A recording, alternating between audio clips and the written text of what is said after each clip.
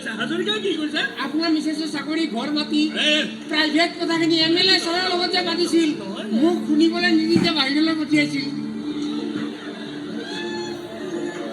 এইবোৰৰ লোভত পৰি আপুনি দীপৰাজক লকপৰ ভিতৰতে হত্যা কৰিলে মই কোবাল আজিতালেৰে কোবাই কোবাই আপুনি দীপৰাজক মাৰি পেলালে নহয় নহয় ছাৰ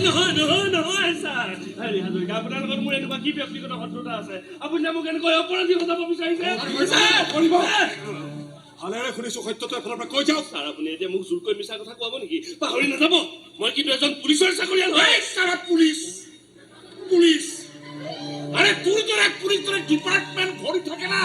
দেখ শহর নামে যাবলে বেশি দিন না লাগে অসা কথা কো তাক কোনে লকআপৰ ভিতৰত মাৰিলে তই না জানো তই না জানাস মোৰ গাল হাতিছ পুলিচৰ গাল হাতিছ গুলিয়াই দিম গুলিয়াই দিম এই আগবাই নাই গুলিয়াই দিম বুলি কৈছ আরে মোবাইল অসা কথা কো জানো কথা কো তাক কোনে হত্যা কৰিলে নাজানো নাজানে সালা ইয়াক জিন্দা ৰাখি কি লাভ আছে ইয়াক খতমাই কৰি পেলাম জানো